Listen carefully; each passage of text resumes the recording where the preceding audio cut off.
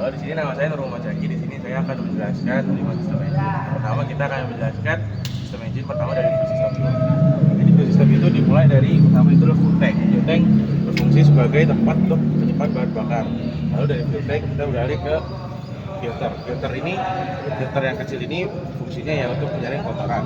Lalu dari filter kecil ini dipompa oleh pompa yang kecil. Pompa yang kecil ini fungsinya adalah untuk membuat aliran bensin ini tetap terjaga, tetap berjalan dari mulai fuel tank, lalu ke injektor, lalu balik lagi ke fuel tank. Lalu selanjutnya adalah filter yang utama. Di filter utama ini ada filter yang besar, lalu ada water separator. Fungsi filter yang besar kurang lebih sama.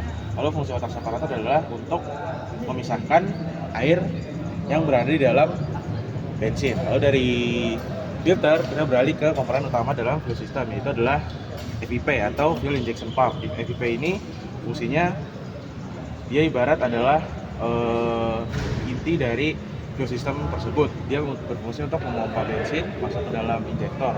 Lalu juga dia mengatur flow bensin. Di dalam FIP ini juga ada plunger dan banyak komponen-komponen penting lainnya. Lalu dari FIP ini beralih ke injektor. Injektor berguna untuk menyemprotkan bensin ke ruang bakar. Lalu dari sini bensin akan kembali lagi menggunakan return line ke fuel tank. Oh gitu. Terima kasih. Lalu kita lanjut ke yang kedua, yaitu adalah air intake system. Di sini saya akan menjelaskan air intake system pada mesin diesel Benz. Pertama-tama air intake system ini dimulai dari brake cleaner. Brake cleaner ini dia berfungsi untuk menyaring udara-udara kasar. Lalu dari brake cleaner lanjut ke bawahnya, yaitu adalah air filter. Air filter ini untuk menyaring udara halus. Lalu dari dua komponen ini berlanjut ke turbo. Turbo ini untuk memasukkan udara tambahan untuk menambahkan tenaga. Dari turbo kita berlanjut lagi ke namanya intercooler. Intercooler ini berfungsi untuk mendinginkan udara-udara yang masuk. Lalu dari intercooler kita berlanjut ke air intake. Air intake ini adalah tempat udara masuk ke engine dari air intake, lalu masuk ke engine. Dari engine udara kembali keluar melalui exhaust manifold. Exhaust manifold sebagai tempat keluar udara tersebut, lalu kembali lagi ke turbo. Dari turbo lalu kita beralih ke muffler.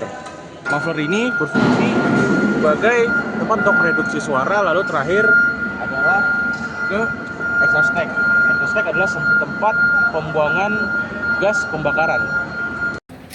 Oke, kita lanjut ke sistem ketiga, yaitu adalah lubricant system. Lubricant system ini kita pertama mulai dari oil pan. Oil pan ini adalah tempat untuk menyimpan dari oli tersebut. Di dalam oil pan ini terdapat yang namanya inlet screen. Inlet screen ini berfungsi sebagai penyaring dari kotoran-kotoran yang besar. Jadi inlet screen ini naik ke oil pump. Oil pump sebagai pemompa oli. Dari oil pump lanjut ke oil filter. Oil filter ini berfungsi untuk membersihkan oli dari kotoran-kotoran partikel yang lebih kecil dari inlet screen. Lalu dari di dalam filter ini terdapat juga namanya oil cooler untuk mendinginkan oli, lalu masuk ke oil gallery. Oil gallery ini berfungsi sebagai tempat untuk melumaskan parts-parts yang berada di dalam engine seperti piston, koper as, dan parts-parts lainnya. Bisa aja deh. Kita lanjut ke sistem berikutnya, yaitu adalah starting and charging. Starting charging ini mulai dari kunci kontak di sini, lalu kunci kontak dimulai dengan kita memencet start, lalu arus listrik dari baterai akan mengalir ke relay starter yang ada di dalam sini. Lalu kita berlanjut ke solenoid starter. Nah, solenoid starter ini terhubung dengan motor starter. Motor starter ini akan memutar flywheel yang ada di dalam.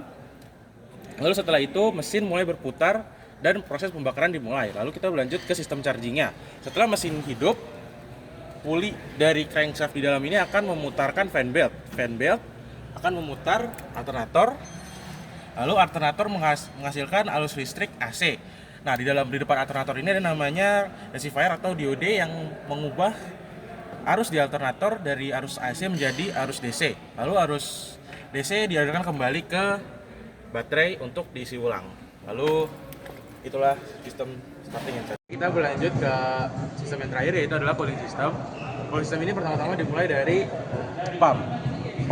Water pump ini berfungsi sebagai memompa air, lalu dari water pump yang memompa air kita berlari ke engine gallery. Engine gallery ini adalah tempat yang berisikan ruang pembakaran beserta komponen-komponennya. Lalu kita ke termostat yang ada di atas ini. Termostat ini sebenarnya adalah mungkin alat untuk mengatur arah air dengan suhunya. Jika terlalu panas dia tidak akan masuk ke radiator. Begitu juga sebaliknya. Lalu terakhir kita ke radiator sebagai tempat pendingin. Lalu kembali lagi ke pump. Siklus tersebut akan terus berputar. Itu saja. Terima kasih.